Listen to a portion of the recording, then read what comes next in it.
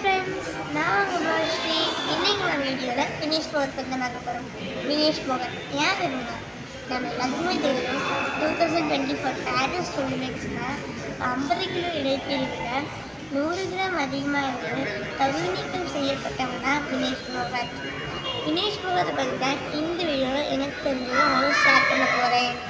வினேஷ் போகத் அப்படின்றவங்க ஹரியானா மாநிலத்தை சேர்ந்தவங்க. இவங்களுக்கு ஒரு அக்கா பிரியங்கா போகத். இவங்களோட அப்பாவான ராஜ்பால் போகத் ஒரு லேண்ட் இஷ்யூவால் கொலை செய்யப்படுகிறார்.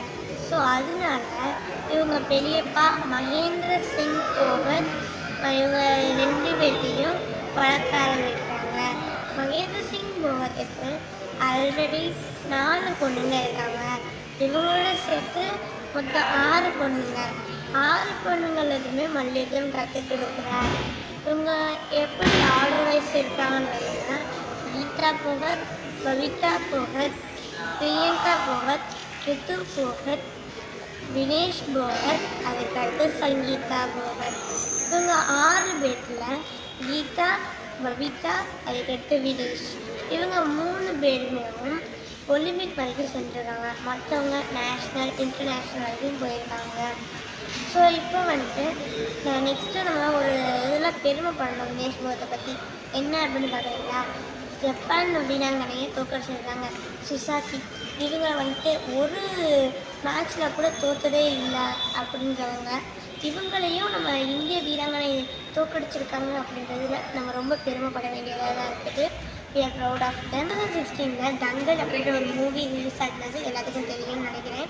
இந்த தங்கல் மூவி அப்படின்றது மல்யுத்தத்தை பேஸ் பண்ணி எடுத்த மூவியாக இருக்கும். இது மல்யுத்தம் அப்படின்றது மட்டும் தவிர்த்து இவங்களோட வாழ்க்கை வரலாறையும் பேஸ் ஆனதாக தான் இருக்குது.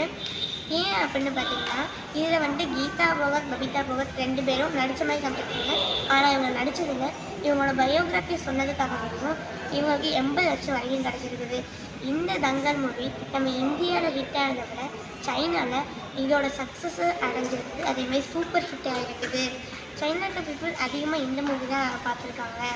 அதுக்கடுத்து இப்போ பார்த்தீங்கன்னா நம்ம சோம்வீர் ராதி யாருன்னு பார்த்தீங்கன்னா வினேஷ் போகத்தோட ஹஸ்பண்ட்.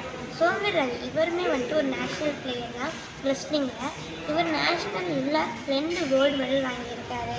சோம்வீர் ராதி ரொம்ப இவங்களுக்கு சப்போர்ட்டிவாகவும் இவங்க எதுவும் சக்ஸஸ் பண்ணுறதுக்கு இவங்க துணையாகவும் இருந்திருக்காரு.